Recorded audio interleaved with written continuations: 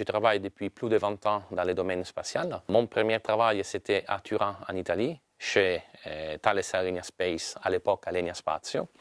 Et j'ai eu la possibilité de rentrer dans un domaine de niche effectivement très intéressante. Je me rappelle encore des premiers jours que je suis rentré dans la salle d'intégration de satellites à Turin et j'ai fait connaissance avec les satellites Rosetta. C'est une sonde spatiale très innovante, très importante, que l'ESA a développée il y a 20 ans, il a lancé depuis 15 ans, qu'il a fait un voyage de plus de 10 ans pour atterrir un petit robot sur un astéroïde. Et c'était un succès formidable. C'est qu'il a poussé l'industrie technologique européenne vraiment au point de l'industrie satellitaire mondiale. Quand je suis rentré dans la salle d'intégration, il avait encore de petits morceaux du satellite Rosetta quand je suis arrivé, mais il avait aussi une autre mission énorme, qu'il avait un télescope à rayon X monté sur les satellites.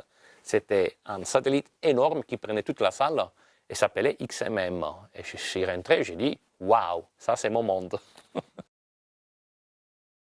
Je travaille chez Eutelsat. Eutelsat, c'est un opérateur de satellites de télécommunications de taille mondiale. Ma fonction au sein d'Eutelsat, c'est d'être Advanced Payload Manager. Ça veut dire que je suis le responsable des charges utiles avancées. Qu'est-ce que c'est un charge utile d'abord? Donc, si on prend un modèle de satellite, une maquette, on peut idéalement dire que chaque satellite se compose de deux morceaux importants. La plateforme, la partie qui assure les services de fonctionnement du satellite, par exemple l'approvisionnement de l'énergie électrique à travers des panneaux solaires, la propulsion avec un moteur principal, des petits tuyaux qui sont positionnés partout pour le contrôle avionique de façon qu'ils restent bien dans l'orbite. Et bien le reste sont les équipements qui permettent d'assurer la mission de télécommunication. Donc par exemple, les antennes, on les a partout et à l'intérieur, tous les appareils électroniques à radiofréquence qui permettent de recevoir des signaux de terre, les amplifier et les traiter et les remettre sur les antennes vers la liaison vers terre. Charge utile avancée. Pourquoi avancée? Parce qu'on a toujours des innovations importantes au sein de notre flotte. Aujourd'hui, par exemple, on est en pleine révolution numérique. Ma deuxième partie de travail, c'est d'être le Research and Development responsable pour les technologies qui concernent la charge utile. Et donc, je suis toujours à la recherche et en communication avec les entités qui poussent pour ce type de technologie. Petites compagnies, start-up, CNES, ESA, NASA, JAXA, l'agence spatiale japonaise, ou directement l'industrie qui cherche de mettre en valeur des avancées technologiques.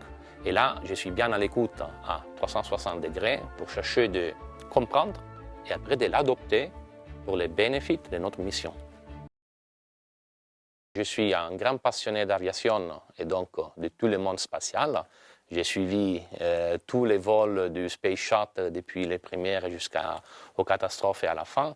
Et donc, quand j'ai eu la possibilité de rentrer dans ce domaine, je n'ai pas raté le train. Je pense que travailler dans le domaine spatial, c'est avant tout un privilège, avant qu'un travail. Pourquoi? Parce que ça nous permet chaque jour de découvrir quelque chose qu'on ne sait pas. Les satellites Quantum qui m'occupaient pour les 5 dernières années, finalement, elles étaient lancées fin juillet. C'est une collaboration entre Eutelsat et l'Agence spatiale européenne.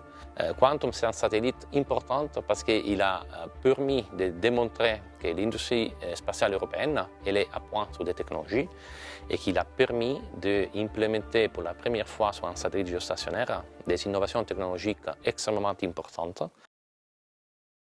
Le satellite géostationnaire il a permis de révolutionner la façon de communiquer et de mettre en communication des gens différents avec les télévisions. La télévision, c'est surtout de la connaissance. Il a 30 ans. Maintenant, c'est beaucoup plus commercial. Donc, avec nos satellites, on peut donner l'accès à Internet aussi dans des régions peu développées.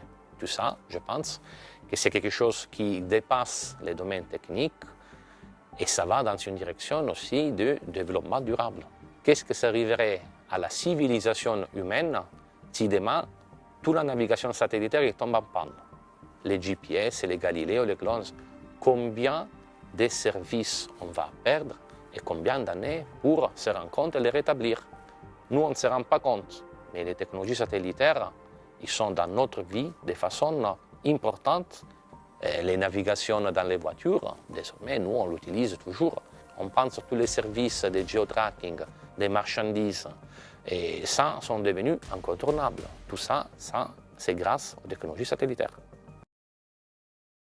J'ai participé à StarISAP pour la première fois cette année et c'était une expérience formidable. J'ai invité une personne que je connais très bien, que c'est le premier astronaute italien, Franco Malerba, qui a participé en remote depuis chez lui à Gênes, en Italie. Ça permet de vulgariser, d'adresser des messages très compliqués vers un public qui peut être à la fois très jeune, famille, personnes qui sont intéressées.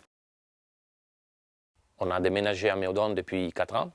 Avant, on habitait à Issy-les-Moulineaux.